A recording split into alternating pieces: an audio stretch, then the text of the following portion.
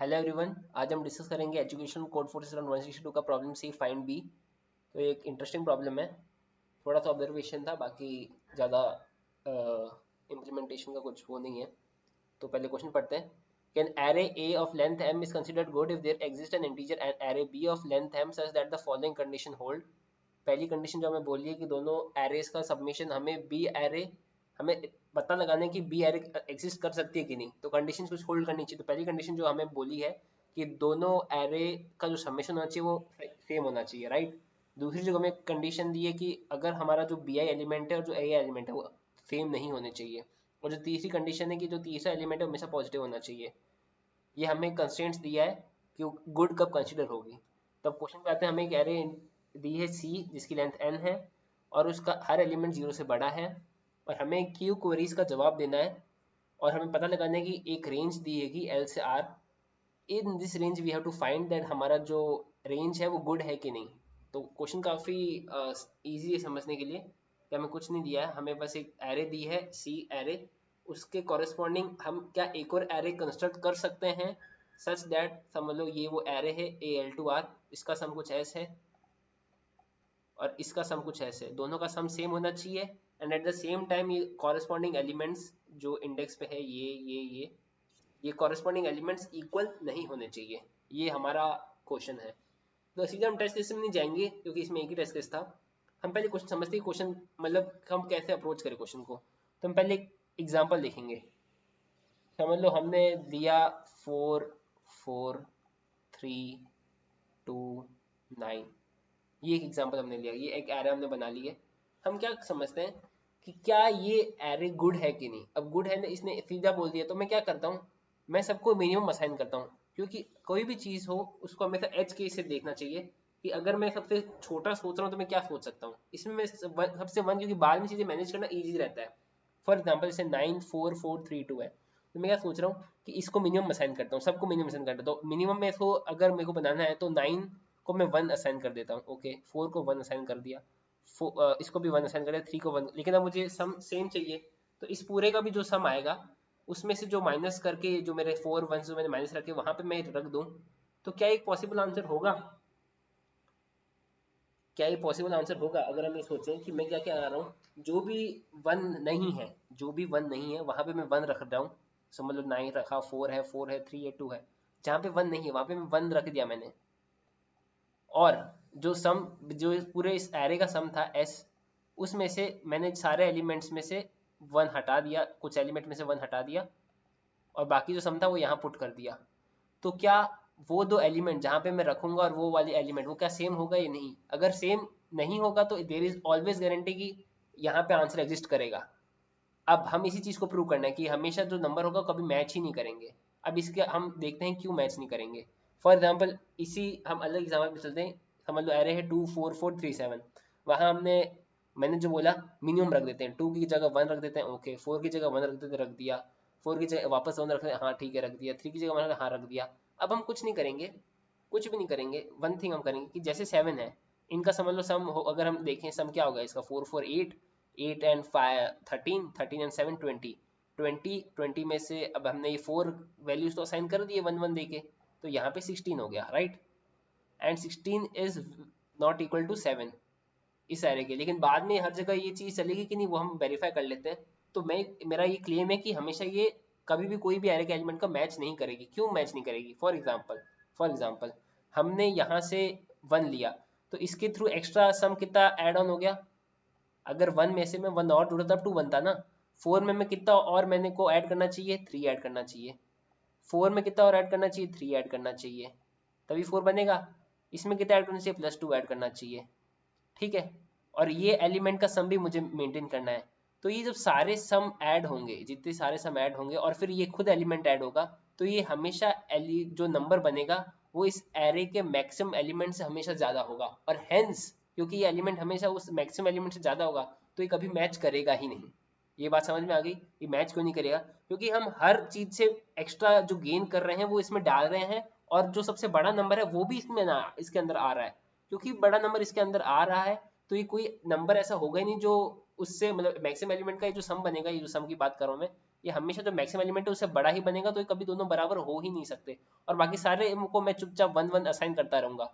लेकिन ये तो हमने इसके अंदर ये चीज देख ली कि यहाँ तो कोई वन था ही नहीं। अगर वन होता तो हम कैसे किस तरह सोचते हैं।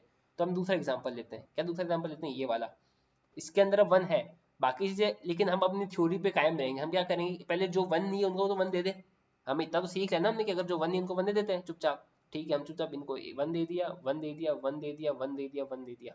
ठीक है, अब वन सबसे मिनिमम एलिमेंट हमने असाइन कर दिया। अब दूसरे क्या बचा, दूसरा बंच ऑफ नंबर्स बचे वन मेरे। इनको मैं क्या असाइन करूं?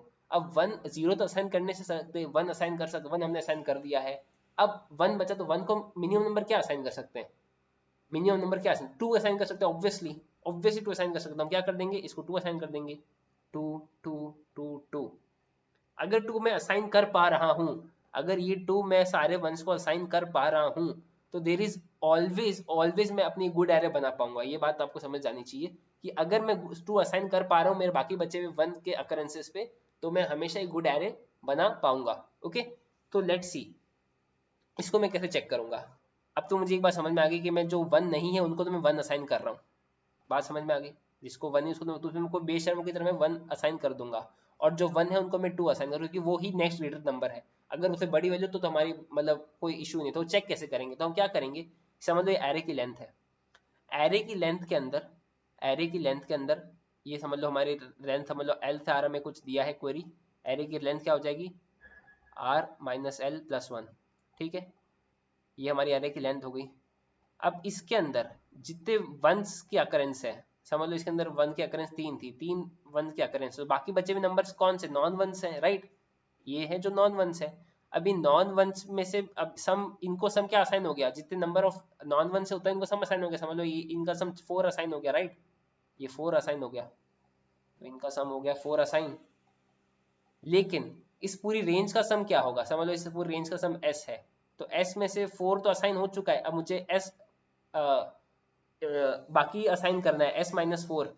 अभी जो बचा हुआ सम है एस माइनस फोर, वो उनको मैं अगर बचे हुए टू, समझ लो ये अभी तीन बचे ना, जैसे तीन है, तो इन तीन अकरेंस ऑफ वन में को अगर मैं दो दे रहा हूँ, ये तीन अकरेंस है, वन की तीन अकरेंस है, उनको मैं दो दे रहा हूँ। अगर ये जो चीज़ है, ये चीज़ है, और जो मेरे पास अभी करंट सम है एस माइनस फोर, जो ये एस में से मैंने चार काट दिया है, एस माइनस फोर से बड़ी या बराबर आ रही है, तो हेंस वो मैं हमेशा हमेशा उस एरे को गुड बना पाऊंगा।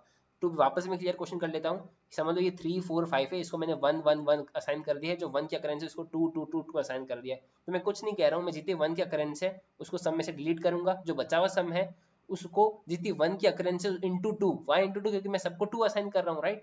मिनिमम टू ही असाइन कर सकता हूँ मैं। अगर मैं कर पा रहा हूँ बचे हुए सम के साथ, तो ऑब्वियस, और नहीं कर पा रहा है फॉर सम केसेस कि वो वैलिड नहीं है, मैं नहीं कर पा रहा, तो मैं आगे नहीं कर पाऊंगा, वो एरे गुड नहीं होगी। और इन अदर सिनेरियो अगर मेरे पास कोई भी वन की अकरेंस नहीं, तो स्ट्रेट अवे मैं सारे वन असाइन कर दूंगा। वो मैंने ऊपर का वो वाला केस समझा दिया। और बचे सम हमने प्रूव कर ही दिया है कि वो जो सम बचेगा मैक्सिमम एलिमेंट हमेशा मैक्सिमम एलिमेंट से बहुत बड़ा ही होगा, तो उसकी चिंता करने की जरूरत नहीं है। और एक और एच कैसे कि अगर मेरे पास सिंगल एलिमेंट है, समझ लो सिंगल एलिमेंट है फोर, तो उसके कॉरेस्पॉन्डिंग हमें उसको सेम नंबर रखना पड़ेगा, तो वो सिंगल एलिमेंट कभी पॉसिबल होगा ही नहीं। तो हम कोड देख लेते हैं इसका। कोड एक बार रिकॉर्डिंग चेक कर लेता हूँ मैं। हाँ हो रही है, ओके। तो हम पहले एरे इनपुट ले ली, क्यू क्वेरीज होगी। हम पहले प्रीफिक्स बनाएंगे, पर एक प्रीफिक्स होगा जो हमारा सम मेंटेन करेगा, और दूसरा प्रीफिक्स होगा जो हमारी वन मेंटेन करेगा, प्रीफिक्स सम ऑफ वंस, कि उस रेंज एल टू आर के अंदर हमें निकालना है कि कितने वंस है, तो वो हम मेंटेन करेगा। तो ये दूसरा प्रीफिक्स हो गया। हमने एरे इनपुट लिया, हमने दो रेंज इनपुट ली एल टू आर, फिर हमने ये वैल्यू तो मैंने इसकी कोई जरूरत नहीं है, इसको कमेंट कर लेते हैं। हमने पहले काउंट वन निकाला। अब काउंट वन क्या है, count one is the number of ones in range L to R. Count one हमारा नंबर ऑफ वंस है। इसको हम लिख देते हैं कि ये हो गया नंबर ऑफ वंस, और ये जो हमारे पास प्रीफिक्स है ये हो गया sum of range L to R. Okay, तो ये हमारा नंबर ऑफ वंस हो गया, सम हो गया रेंज एल टू आर। अब अगर वन एग्जिस्ट कर रहा है, मतलब मेरे एरे उस रेंज के अंदर वंस की कोई एग्जिस्टेंस है, तो मैं क्या करूंगा, उस रेंज में से उस एग्जिस्टेंस को हटा दूंगा। मतलब जो नॉन वंस है, इससे मेरे पास वैल्यूज ऑफ नॉन वंस आ गई। ये किसकी वैल्यूज हो गई, ये वैल्यूज हो गई, वैल्यू हो गई नंबर ऑफ नॉन वंस, जो वन नहीं है। नॉन वंस, ये वैल्यूज आ गई। अब इस इनको कितनी जितनी वैल्यूज होगी उनमें से मैं वन वन काट दूंगा, तो उस पूरे टोटल सम में से मैं वैल्यू वन माइनस कर दूंगा कि इसको मैंने वन वन असाइन कर दिया है। अब जो बचा हुआ सम है वो टू इंटू जितने मेरे वंस है, काउंट वन क्या है, नंबर ऑफ वंस जो मैंने ऊपर डिक्लेयर किया हुआ है, ये क्या आ गया, नंबर ऑफ वंस। अगर in two into count of one ज्यादा आ रहा है तो हमेशा पॉसिबल है, तो पॉसिबल नहीं है।